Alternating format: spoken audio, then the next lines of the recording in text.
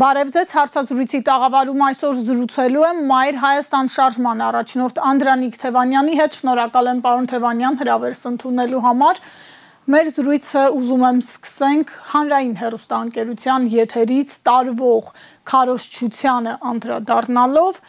44-օրյա պատերազմի ընթացքում հայ ժողովրդին հաղթելու ենք հեշթեգի ներքո մոլորեցրած եւ ըստ էության սին հույսեր ներշնչած Արծրուն Հովհաննիսյանի շուրթերով հիմա Հայաստանի հանրային հեռուստաընկերության եթերից ըստ էության նացիստական քարոզչություն է տարածվում, փորձելով նսեմացնել Ստալինգրադի ճակատամարտի ունեցած նշանակությունը եւ հայ հասարակությանը մոլորեցնել, թե գերմանական կողմը ծրագիր ուներ գրավել Թուրքիան ու ստեղծել մեծ Հայաստան։ Իդեպ հանրային հեռուստաընկերության մեկ այլ տաղավարից արվում է մեկնաբանի կողմից հայտարարություն, թե ժողովուրդը չէր ուզում կռվեր մեծ հայրենականի ժամանակ։ Ես խնդրում եմ անդրադարձեք այս փուլում նման աննախադեպ չտեսնված քարոզչության նպատակը որն է։ Մի վարկած կա համաձայն, որի Նիկոլ Փաշինյանը երևի փորձում է իր պապուն պաշտպանել։ Գիտեք, իր պապու հետ կապված պատմություն կա ֆաշիստների հետ համագործակցության, բայց ես այդ վարկածին հակված չեմ, այլ հակված եմ այն վարկածին, համաձայն որի տարվում է Հայաստանի Հանրապետության դեմ քարոզ ու նաև հակառուսական քարոզ, դրանք միմյանց հետ շահկապված են եւ դա նոր չէ։ Այն ինչ որ դուք տեսնում եք հանրայինի եթերում, դա իրականացվում է Նիկոլ Փաշինյանի միջոցով եւ Նիկոլ Փաշինյանի ցուցմամբ, նա էլ իր հերթին կատարում է, այսպես ասած, Վաշինգտոնյան ապկոմի հրահանգը դեռևս 18 թվականից սկսած, եթե հիշում եք, այսպես կոչված Թավշյա հեղափոխությունից հետո Հայաստան ժամանեց Միացյալ Նահանգների նախագահի անվտանգության հարցերով խորհրդական Բոլթոնը եւ ասաց, որ հայ ժողովուրդը պետք է հրաժարվի իր կարծրատիպերից ու դրանից հետո նաև տեղի ունեցան իրադարձություններ, որոնք ցույց են տալիս, որ Բոլթոնի հրահանգը ցուցումը շատ հստակ իրականացնում է Նիկոլ Փաշինյանի գլխավորած իշխանությունը։ Որն էր այդ կարծրատիպը։ Հրաժարում Արցախից, այսինքն զիջումներ Արցախի հարցում, հրաժարում հայոց ցեղասպանության միջազգային ճանաչման գործընթացից, հայ-ռուսական հարաբերությունների փչացում եւ Թուրքիային ոչ թե որպես ցեղասպան երկիր դիտարկելու, այլ որպես բարեկամ երկիր դիտարկելու քաղաքականություն։ Սա այն կարծրատիպն էր, որը մեծ վերնագրով կարելի էր անվանել որպես հակառուսական քարոզություն, այսինքն Բոլթոնի խնդիրը ոչ թե հայ ժողովրդին վնաս տալն էր, այլ Ռուսաստանին այս տարածաշրջանից հեռացնելը, որի արդյունքում մենք պետք է կորցնեինք Արցախը ու ի վերջո կարող ենք կորցնել նաև Հայաստանի Հանրապետությունը, եթե երկար գնանք։ Թևանյան, տեսեք, մարդիկ կասեն այս ամենի հետ ինչ կապ ունի մեծ հայրենականը, այդ քարոզչությունը։ Բացատրեմ, ես ավարտեմ։ Բոլտոնի քաղաքականությունը միտված է Ռուսաստանի դեմ, նաև Իրանի դեմ, որովհետև Բոլթոնը նաև հայտնի հակաիրանական գործիչ է, պրո-թուրքական եւ պրո-իսրայելական լոբիստական շրջանակների ներկայացուցիչ եւ եթե հիշում եք այն օրերին նաեւ Նիկոլ Փաշինյանը հայտարարեց, որ չի բացառվում, որ մի օր կարող է Հայաստան-Իրան սահմանը փակվել։ Սա այդ ամբողջ փաթեթն էր, որի շրջանակներում արդեն Արցախը դարձավ Ադրբեջանի մաս Նիկոլ Փաշինյանի օգնությամբ 22 թվականի հոկտեմբերի 6 եւ սկսվեց հարձակում Հայաստանի արժեհամակարգի դեմ, մեր հայկական ինքնության դեմ, ավանդական ինստիտուտների դեմ, եկեղեցի, ընտանիք եւ այլն, բանակ, այդ բոլոր համակարգերի դեմ հարձակում կա եւ շատ ռիսկային քարոզչության գնացին Նիկոլ Փաշինյանը եւ իր տերերը, բայց կարելի ասել, որ այդ Օվերտոնի պատոհան կոչվածը բացվել է եւ մինչեւ էջ արդեն ոչ թե պատոհան է հիշեցնում, այլ մեծ դարպաս եւ այդտեղ քարոզչությունը, որ հիմա իրականացվում է հայրենականը, միտված է նրան, որ ռուսները վատ են կռվում, իրենք ոչ մի դերակատարում չեն ունեցել, որ հայերը միշտ զոհվում են ռուսների պատճառով, դա նույնպես ցեղասպանության հետ կապված են ասում, նաև արդեն հայրենական պատերազմի կամ երկրորդ աշխարհամարտի հետ կապված են ասում։ Այսինքն թեզը հետեւյալն է. ռուսները վատն են, հայերը միշտ զոհվում են ռուսների պատճառով եւ ստորակետ թուրքերը շատ լավն են, արևմուտքը մեզ կօգնի, Ինչպես որ օրինակ 22 թվականին, երբ որ ասում էին, որ տարածքային ամբողջականությունը որ ճանաչվի Ադրբեջանի ներառյալ Արցախը, այնտեղ հայերի անվտանգության հարցը կապահովի։ Հիշում եք Մակրոնը, Միշելը, բոլորը, Բայդենը նաև իր քավորությամբ էր այդ ամեն ինչը տեղի ունենում, ասում էին, որ մենք անվտանգությունը կապահովենք։ Հետո տեղի ունեցավ Արցախի անկում եւ 120,000 Արցախահայերի էթնիկ զտում եւ իրենք միջև ման նույնիսկ այդ դրա ձևակերպումը չեն տալիս։ Թևանյան Փաշինյանը կառավարության նիստից հայտարարում էր, որ այնտեղ ապրողների անվտանգության համար սպառնալիքներ չկան, երբ ուղղակի մարդիկ կյանքի խնդիր էին լուծում։ Տեսեք, զուգահեռները վերցրեք, արևմուտքը կապահովի անվտանգություն եւ մենք ստանում ենք հայերի ցեղասպանություն 120,000-ների էթնիկ զտում։ Հետո ինչ ենք տեսնում, Մակրոնը ասում է, «Օ, ցավում եմ այս ամեն ինչի համար» եւ անցնում են առաջ։ Կարևորը որ այնտեղ ռուսների գործոնը վերանա։ Հիմա ասում են հայերը Ստալինգրադում զոհվել են հանուն ոչնչի, փաստորեն, որովհետև իրենք կարող են ստանալ մեծ Հայաստան արևմուտքի տվյալ դեպքում արդեն նացիստական, ֆաշիստական Հիտլերի կողմից։ Հենց որում որի դաշնակիցը Թուրքիան էր։ Այո, դաշնակիցը Թուրքիան էր, բայց իրանք ասում են այդպիսի բան չկա, թուրքերի հերն անիծելու էին ֆաշիստները եւ նվիրեին հայերին, սա այն պրիմիտիվ քարոզն է, որը նման է այդ Վուդրո Վիլսոնը իրավարար վճռով Հայաստանին 160,000 քառակուսեր նվիրելու, Մակրոնն ու Միշելը Արցախահայերին անվտանգություն էին նվիրելու։ Մի խոսքով այս քարոզությունը իրականացվում է այդ պարզ թեզերի միջոցով։ Արևմուտքը մեզ կօգնի անվտանգության հարցում, Ռուսաստանը վատն է, մենք միշտ տուժել ենք Ռուսաստանի պատճառով եւ ահա ընդհանրապես պետք է մոռանալ վռնդել Ռուսաստանին այստեղից եւ Թուրքիան իր բարեկամական գիրկը կընդունի հայ ժողովրդին։ Իդեպ Անթևանյան այս ցեղասպանության ժամանակ է նեղություն այս քարոզչության ֆոնին պաշտպանության նախարար Պապիկյանի այցն է տեղի ունենալու Գերմանիա, այցի մանրամասները հայտնի չեն ու նմանատիպ ուղերձներ են հնչում հանրայինի եթերից։ Սա արդյոք պատահական է, թե համընկնում է։ Պատահականությունը թողնենք մի կողմ այդ այցի, այն որ իրենք արևմտաթուրքական վեկտորն են ընտրել այս իշխանությունները, դա հայտնի է վաղուց, եւ տեսեք մի հետաքրքիր իրավիճակ, համաձայն որի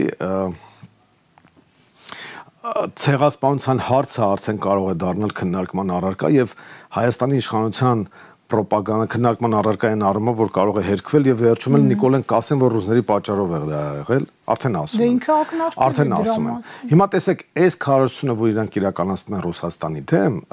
նման է մերձբալթյան երկրների Ուկրաինայի եւ մասամբ նաեւ Լեհաստանի կողմից իրականացվող քարոզության այսինքն այնտեղ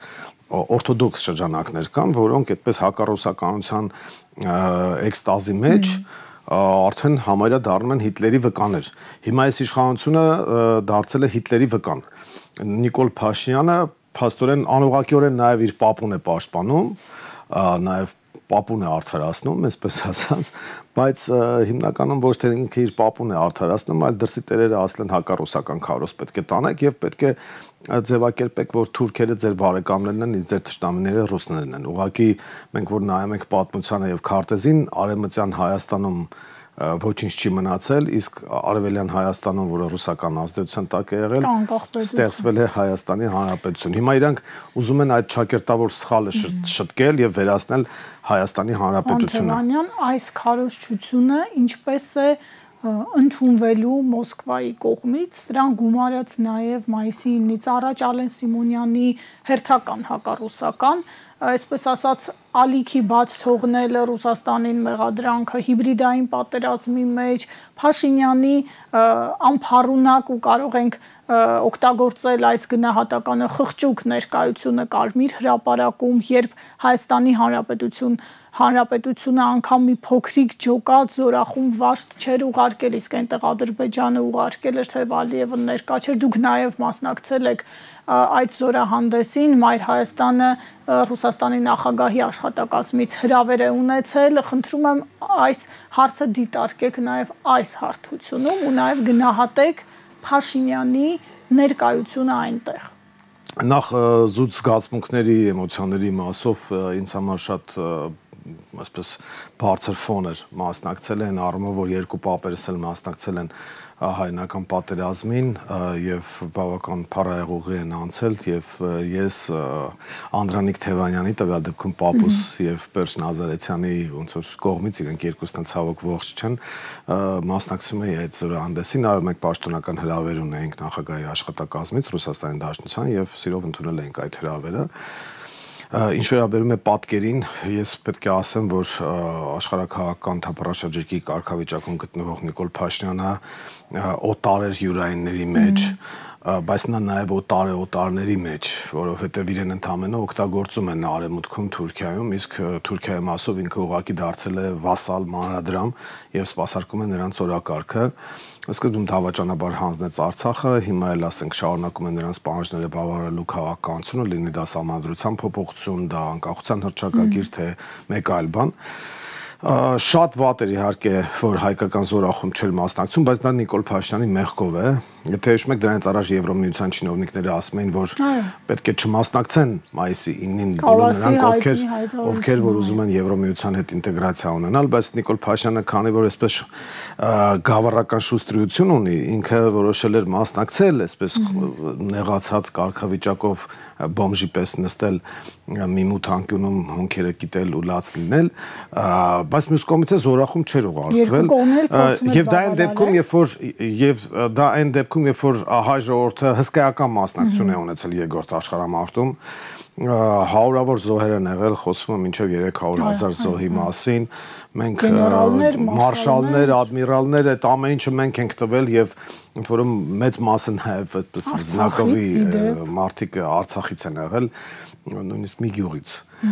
եւ չունենալով ծով մենք ադմիրալ ենք տվել սովետական բանակին եւ ստացվում է որ Ադրբեջանը որը անհամեմատ քիչ դերակատարում է ունեցել այդ հաղթանակի մեջ ինքը իր զորախմբով մասնակցում է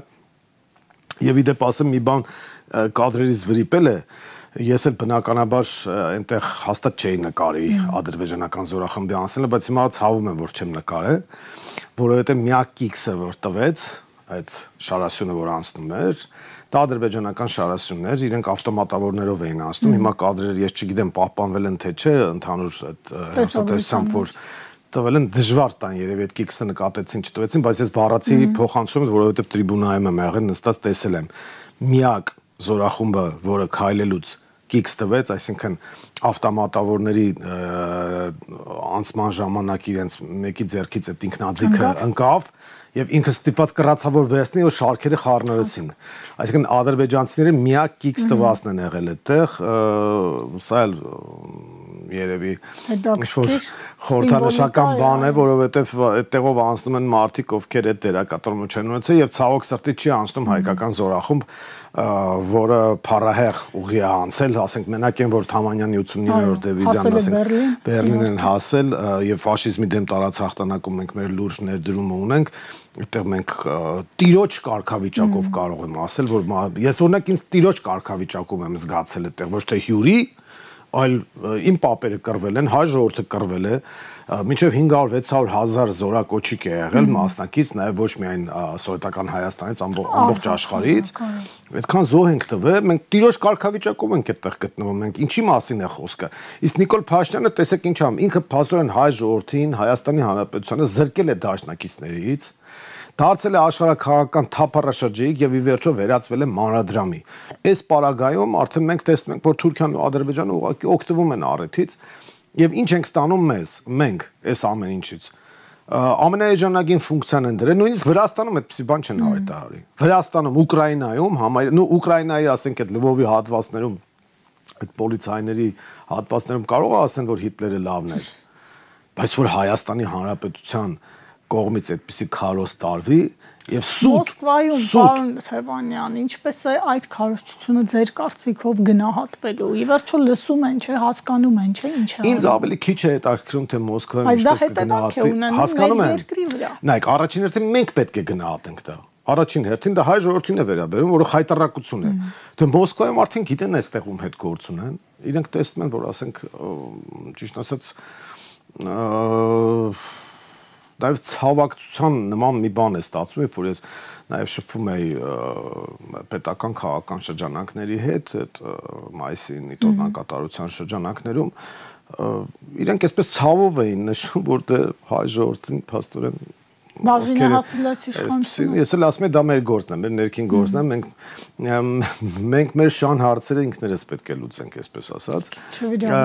Ես նո շունը ճակերտներում դրեք, ոչ մի վիրավորանք չկա, այստեղ խնդիրն այն է, որ Փաշինյանին չհաջողվեց նաև ունենալ առանձնազրույց Պուտինի հետ, իհարկե հասկանալի է, որ այդ օրը նրա օրակարգը ծանրաբեռնված էր, դե դա ոտքի վրա շփոթեց, այո, բարևելիս։ Կատակով ասում են երևի Եգոր Սարգում ուտելիքի հոտ էր գալի, միանգամից ուզում էր բարձրանալ, ասեցին չէ հետո, գնային կողմ, հետո կբարձրանանք։ Այնպիսի առաջնորդներ կային, ինչպիսին Չինաստանի նախագահն էր, իհարկե այստեղ հասկանալի է, որ ինչպես ասում են կալիբրների տարբերություններ, բայց այս այցից առաջ ինչ որ ակնկալիքներ էին, հա, կապվում, թե Փաշինյանը կգնա նորից Պուտինի հետ իր հարցերը կլուծի, հետ կգա, մենք տեսանք, որ ոտքի վրա այդ կարճ երկխոսություններ ու ոչ ավելի։ Խնդիր չկա։ Հիմա տեսեք, հարցերը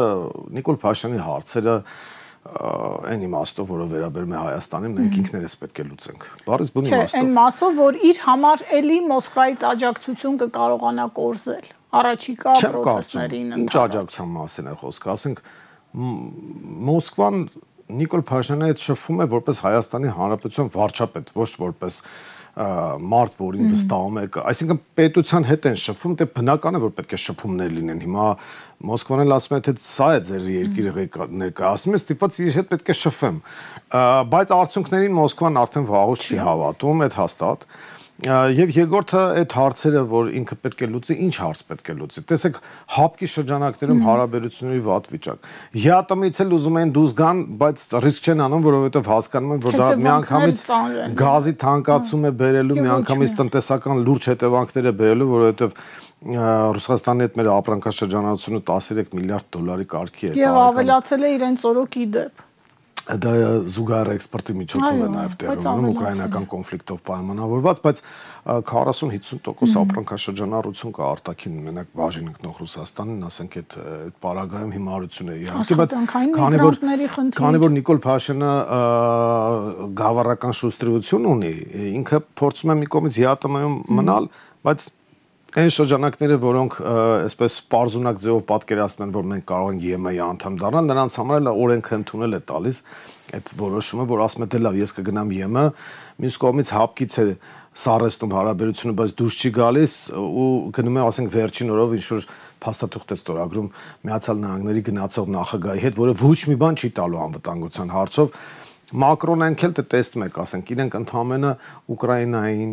Հայաստանին, Վրաստանին փորձում են մանրադրամ դարձնել իրենց շահերից ելնելով, բայց ոչ մի անվտանգային համակարգ չեն ապահովում, իսկ անվտանգային համակարգը ապահովելու համար եւ հայ-ադրբեջանական հարաբերությունները կարգավորելու համար մեզ միջնորդ երաշխավորը պետք, որը կարող է միայն Ռուսաստանը լինել օբյեկտիվ հանգամանքներից ելնելով։ Թուրքիան պաշտպանում է Ադրբեջանի շահը։ Գտեք հարցի պատասխան, իսկ Ռուսաստանը ում շահն է պաշտպանելու։ Ռուսաստանը պաշտպանելու առաջին հերթին իր շահը, որը շատ դեպքերում համընկնում է մեր շահի հետ։ Ռուսաստանի շահերից բխում է Հայաստանի Հանրապետության գոյությունը, մեր շահերից էլ է, չէ՞ բխում։ Բայց Թուրքիայի շահերից չի բխում Հայաստանի Հանրապետության գոյությունը, հետեւաբար որ ասում գուշակեք 3 անգամից։ Հիմա մենք ինչ պետք է անենք, մենք պետք է բալանսավորենք, չէ՞, թե Թուրքիա ու Ադրբեջան կա։ Նիկոլ Փաշինյանն էլ վատացնում է հարաբերությունները Ռուսաստանի հետ։ Արևմուտքն էլ բառացի է ասում, սիրելի հայ ժողովուրդ, ես անվտանգություն ապահովող չեմ, բայց ինչ որ ձևով էլ ասում եմ, բայց եթե դուք ուզում եք մանրադրամ դառնալ եւ ձեզ տաշեղի պես նետել մի կողմ, օգտագործվեք, եթե դուք ուզում եք։ Հիմա հայ ժողովուրդը այդ ամեն ինչը հասկացել է, Նիկոլ Փաշինյանն էլ հասկացել, դրա համար նյարդային է դարձել, ազգային ժողովում հիստերիկանում է, իսկ հիստերիկանում է ինչու, որովհետեւ լեգիտիմության իր վերջին փշրանքները հայ ժողովրդի աչքի առաջ վերանում են։ Որն էր այդ լեգիտիմության փշրանքը։ Դա, այսպես ասած, ժողովրդավարություն, ինքը իբր թե ժողովրդավար է, ասում է Ղարաբաղը հանձնել եմ, Հայաստանի տարածքները հանձնել եմ, անվտանգություն չեմ ապահովում, բայց զատո ժողովրդավար եմ, եւ երկրորդը զատո կոռուպցիայի եւ թալանի դեմ եմ պայքարում։ Բայց ամեն օր սկանդալները, որ մարդիկ տեսնում են, որ ինքը ժողովրդավար չէ եւ թալանի մեջ թաթախված է ինքն ու իր ամբողջ թիմը, նույնիսկ իր հաջախորդ կոալիցիոն գործընկերները։ Վերցնենք Մայր Հայաստանի օրինակը։ Տեղի ունեցավ բացահայտում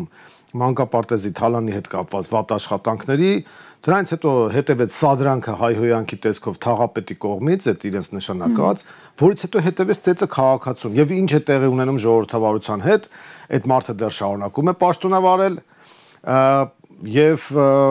ավելի ծանր մեղադրանք ներկայացված է ծեծողին։ Հիմա տեսեք, ժողովրդավարական բաստիոնի ներսում ծեծեցին քաղաքացուն, բոլորի աչքի առաջ թաղապետը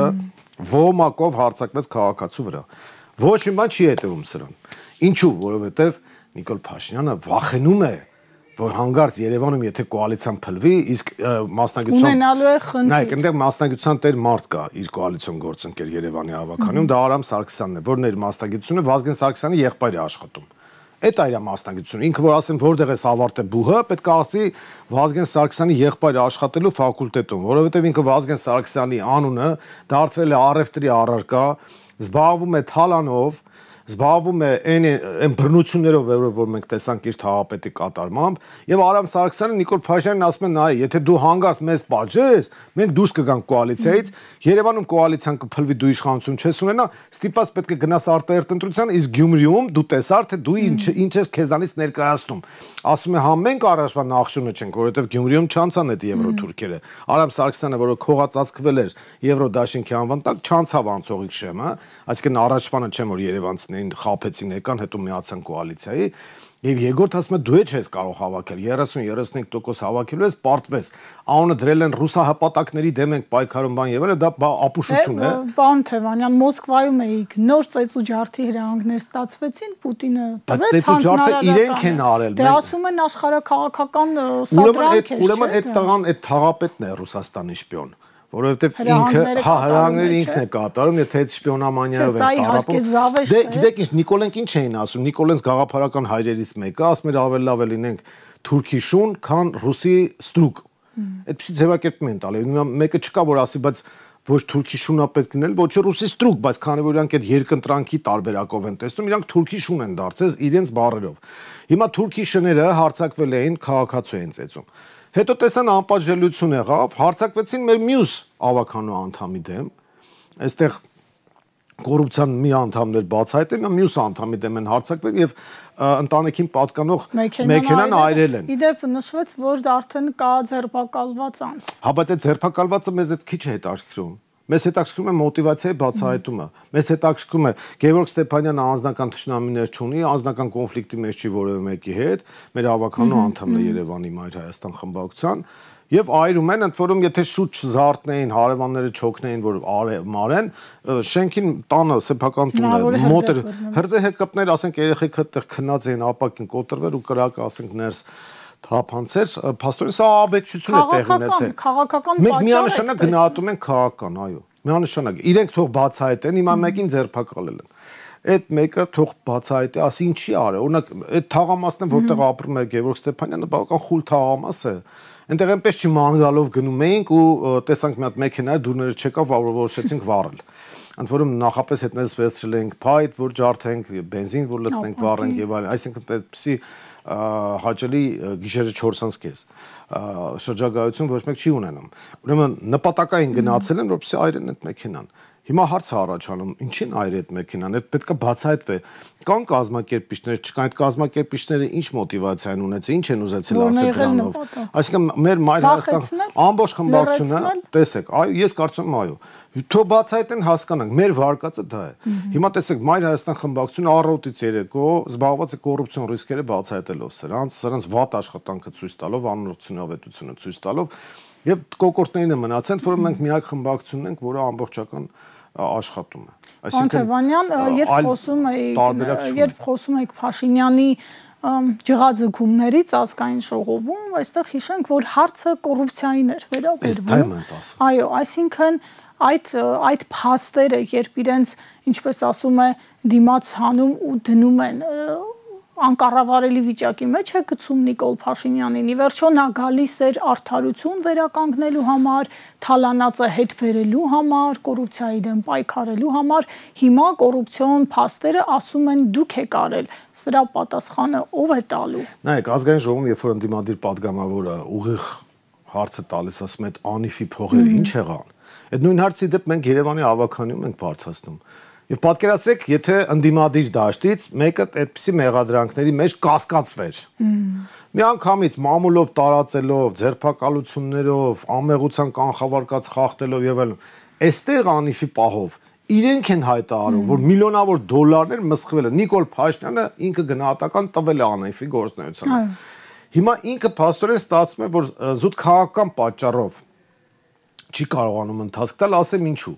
Արամ Սարգսյանը ոնց որ շանտաժ է անում, ասում է, թե մեր թալանի իրավունքը սահմանափակես եւ մեր մարդկանց գործից հանես, մենք կոալիցիայից դուրս կգանք, նայ հա արտահերթ կլինի, դու կպարտվես, դե պարզ է որ մեզ է պարտվելու, իրենք դա շատ լավ գիտեն, եւ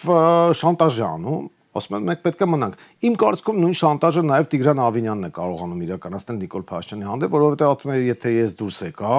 այնտեղ համակարգը կփլվի, դու միանգամից իշխանությունը կորցնես։ Պատկերացեք Երևանում ինքը իշխանություն կորցնի։ Միանգամից համակարգը այո, հիմա դրա համար ազգային ժողովը երբ որ ասում են դուք թալան չեք, իրենք հիստերիկանում են, որովհետև ինքը գիտի որ իրենք թալան չեն։ Ու հասկանում է, որ այն փոքր հատվածը հասարակության, որ մնացել է, որ դեռ ինչ-որ չափով հավատում է, որ սրանք իբր թե կոռուպցիոներ չեն, այդ ամեն ինչն էլ է փլուզում, դրա համար ինքը նյարդայնանում է։ Ինքը, եթե հիշում եք, ասում էր, ես չեմ նեղանում, որ ինձ թուրք են ասում։ Հիմա նա, երբ որ մենք իրան մեղադրում ենք, ասում ենք դու Արցախը հանձնեցիր, Հայաստանի անվտանգությունը չես ապահովում, Հայաստանի տարածքները հանձնում է սահմանազատման անվան տակ, թուրքերի օրակարգն է սպասարկում, ինքը մտքի մեջ ասում է այն էլեկտորատը, որ փոքրիկ ես ունեմ, այդ ամեն ինչի հետ օքեյ է, դրա համար ասում ես պրոբլեմ չունեմ, ինձ ասեք թուրք, բայց երբ որ թուրքի կողք իրեն ասում ես դու թալանչի ես, ընդ որում դա իր բրենդն է եղել ասելու առումով, չէ՞, ինքը միշտ ասել է, որ այ իմ ընդդիմախոսները թալանչիներ, նախկին թալանչիներն են, չէ՞։ Հիմա նախկին թալանչիների գլուխը ինքը լվացել է։ Այն առումով, որ նախկինները չէին ֆայմի այդպեսի բաներ անեն, ինչ որ իրենք են անում։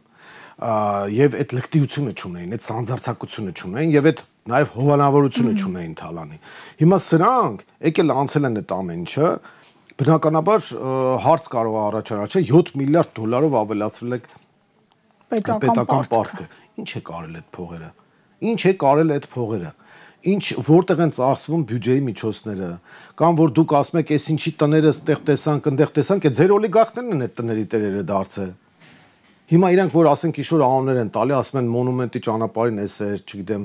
այս ինչի ճանապարհին, այս ինչի տունն է, հիմա այդ իրանց տներն են։ Այդ ինչ մի խնդիր կա, որ այդ ապօրինի գույքի անվան տակ իրանց այդ տները վերցրել են։ Դուք ձեր թալանչիները իրար հետ գնացեք, հասկացեք ինչ եք ուզում անել։ Նորաթուխ հեղափոխական օլիգարխներ են իհայտեք է։ Հիմա այս առումով երբ որ Նիկոլ Փաշինյանի ճակատին ասում են դա, ինքը հիստերիկանում է միանգամից սկսում է ինչ-որ բաներ ասել։ Դե պարոն Թևանյան, խոսեցինք նաև անպատժելիության մասին, այս վերջին օրերին այդ թաղապետի ուղակի ուղիղ եթերում հանցագործության, հա, խուլիգանության դրսևորման փաստը ունենալով չունենք առնվազն պաշտոնից նրա հեռացում եւ ինչու ոչ ձերբակալության փաստ, բայց զուգահեռաբար այս օրերին լրագրողի կնոջ գիշերվա կեսին գիշերած գեստով քարշ տալով տարել ոստիկանական, այսպես ասած, բիրտուժը կիրառել են ու ձերբակալել են։ Երկու էլի կոնտրաստ մի դեպքում իշխանական մերձ անձնավորությունն է, այստեղ կա հանդուրժողականություն, մյուս դեպքում պիտի պատժիչ ապարատը գործի ողջ խստությամբ։ Նիկոլ Փաշինյանի գործողությունները վարքագիծը գնահատելու համար եւ ընդհանրապես հասկանալու թե ինչ է սպասվում, ես մի քանի գիրք խորհուրդ կտայի, որպեսզի վերընթերցեն կամ ընթերցեն մեր հեռուստադիտողները։ Դա առաջին նախ Քաշնազարը։ Անպայման կարդալ, որպեսզի տեսնել թե ինչ է սպասվում եւ ինչ վիճակ կա, այնտեղ ուստիանել կա, բանել, մի խոսքով դա բոլորը կան։ Երկրորդը Օրվելը։ Երբ որ դուք նկարագրում եք ոստիկանության վարքագիծը մի դեպքում այզեով, մյուս դեպքում այնձեով, մենք հիշենք, որ Օրվելի անասնաֆերմայում բոլորը հավասար էին, իսկ ոմանք ավելի հավասար։ Եվ այնտեղ Նապոլեոն Խոզը անում էր այն, ինչի դեմ պայքարել էր հեղափոխություն անելու ժամանակ, Նապոլեոն Խոզը մենք տեսանք։ Հետո մենք տեսնում ենք շրջված բուրգ ծուրհայելների թագավորություն, դեմագոգիա եւ պոպուլիզմ, դա էլի Օրվելի 1984-ն է։ Եվ որպեսզի Նիկոլ Փաշինյանի վախերը իր մտածողությունը պատկերացնենք, ուրեմն պետք է նաև ընթերցենք Մարկեսի Նահապետի աշունը։ կամ վերընթերցենք, ովքեր որ նրանք ովքեր որ ծանոթ են ստեղծագործություններին։ Ահա այս 4 գրքերն են, իսկ ընդհանրապես եթե զվարճալի ձևով ենք ուզում նայել սրանց, ապա անպայման Օտյանի Փանջունին, այո, ընկեր Փանջունին այդ հեղափոխական դեմագոգների եւ դատարկախոսների վարքագիծը, եթե ուզում ենք գնահատական տալ, Օտյանը տվել է։ Այնպես որ ցավում եմ, որ Օտյանը իհարկե միջազգային մասշտաբի չի բարձրացրել, բայց ինքը հաստատ այդ մակարդակի մեջ հաստատ Իլֆի Պետրովից ոչ պակաս կարող էր գնահատվել կամ նույն Օրվելից։ Այնպես որ ստեղծագործությունները նկարագրված է Նիկոլ Փաշինյանի այս ամեն ինչը, ինքը խոր վախերի մեջ է ապրում, ես համոզված եմ, ինքը վախենում է իշխանության կորստից եւ դա նրան դարձնում է ավելի ագրեսիվ, իսկ ինքը գիտի, որ հաստատ կորցնելու է իշխանությունը եւ այդ ագրեսիան դրանով է պայմանավորված։ Շնորհակալ եմ, պարոն Թևանյան, զրույցի համար, հարցազրույցին սպասեք վաղը։